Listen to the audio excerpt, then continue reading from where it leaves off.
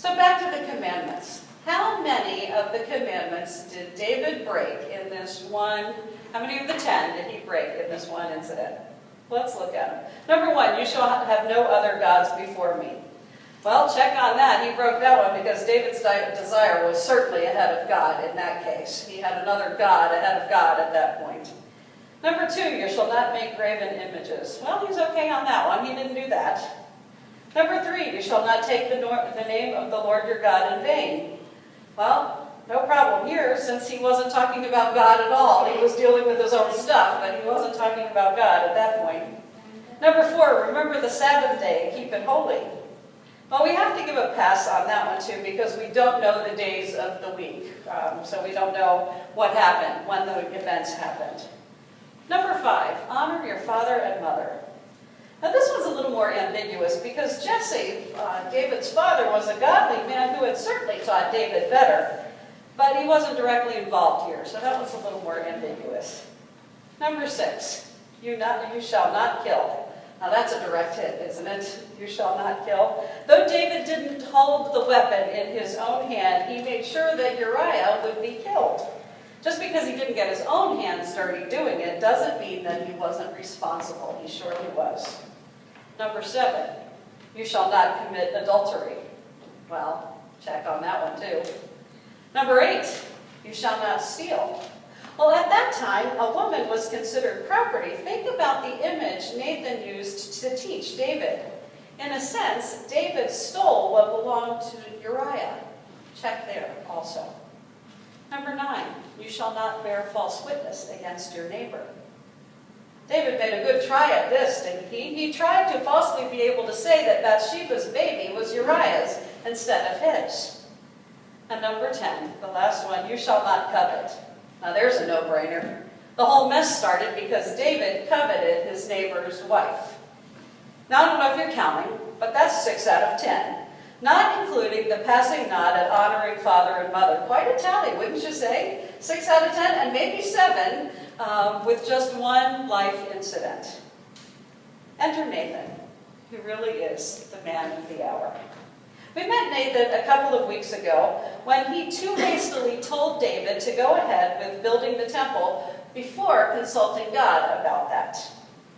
He then had to go back after a chat with God and tell David, you know, that isn't exactly what God had in mind after all. Nathan, the prophet, had a place of honor in the court, in David's court. He was one of David's most trusted advisors. He was also a man of God himself, and as such was greatly distressed by David's actions. So how could he get him to listen? That was the question. How could he get his king to listen to what he had to say? Nathan was a wise man, and he did the same thing that Jesus would do over and over again centuries later. He invited David into a story. He told David of a rich man who had lots and lots and lots, and yet took the best of the little that another man had out of pure selfishness. David was outraged. That story about the little lamb, you know, David was outraged.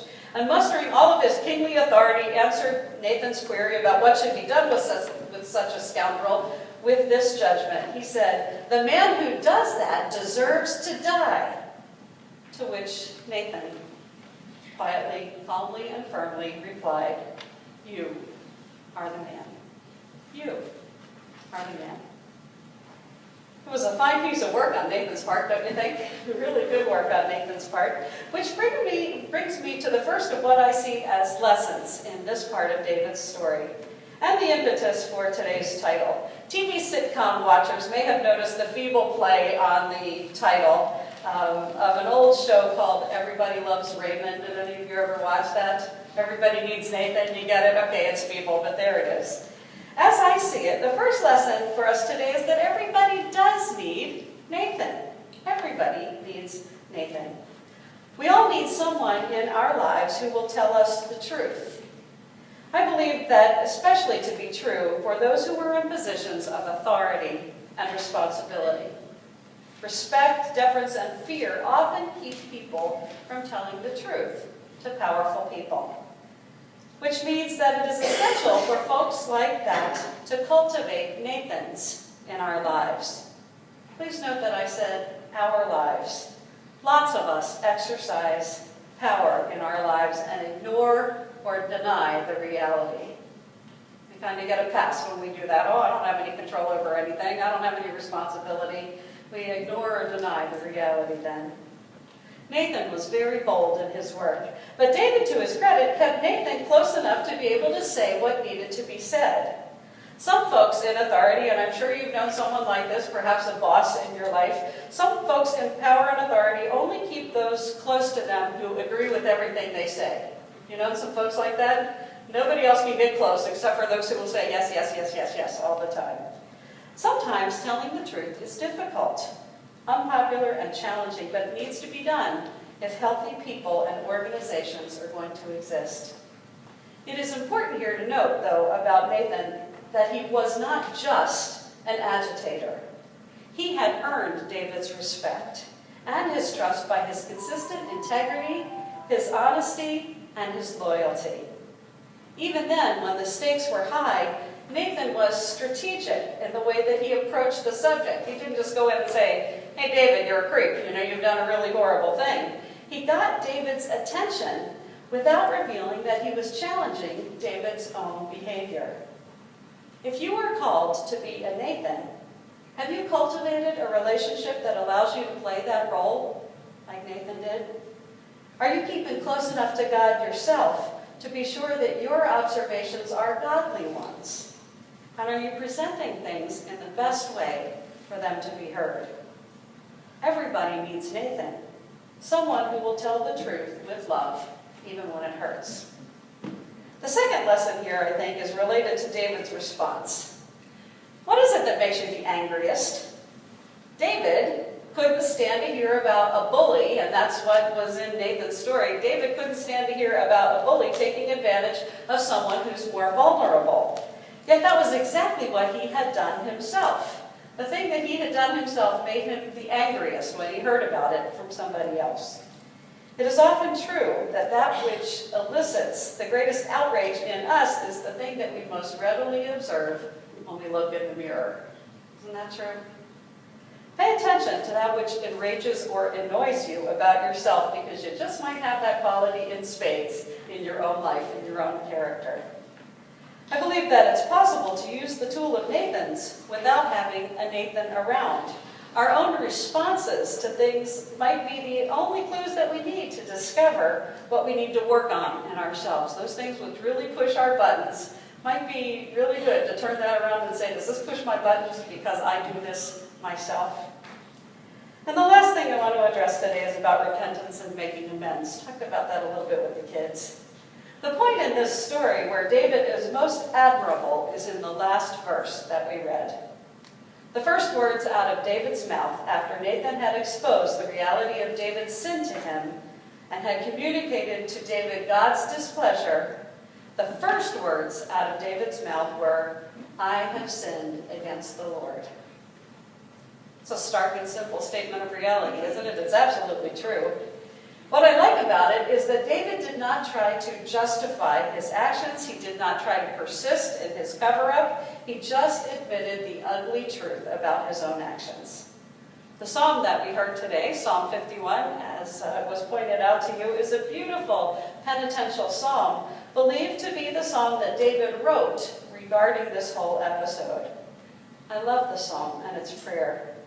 Create in me a clean heart. Renew a right spirit within me. Now, I would beg to differ with one point. I don't know if you're supposed to do that with the Bible, but I would beg to differ with one point as it relates to David's particular sin. He says in verse 4, against you, you alone have I sinned. It's an extension of his statement to David, which, though admirable, is incomplete in my view. He says, I have sinned against the Lord, against you, you alone have I sinned. It's very true that David did sin against God. Breaking 6 of 10 commandments, and maybe 7 in a single episode, is not a small thing. He absolutely sinned against God, no question. But didn't he also sin against Bathsheba? Didn't he also sin against Uriah, not to mention Joab, and who knows how many others he drew into his nasty web of deceit? Sin is a stone thrown in the pond. It creates ripples that spread and touch more than we would imagine. Repentance is a multi-step process. What do you do after you say, I have sinned? David did that. He made that confession. But what happened next?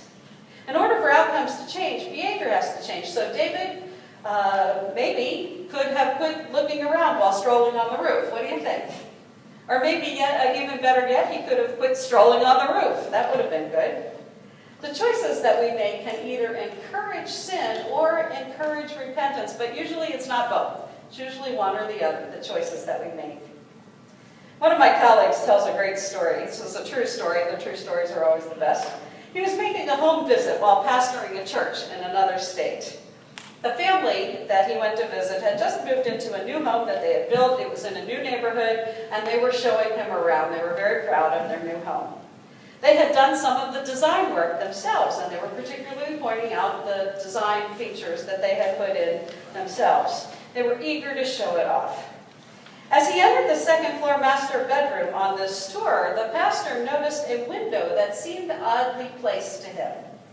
It was one of those octagonal windows, you know, those decorative ones.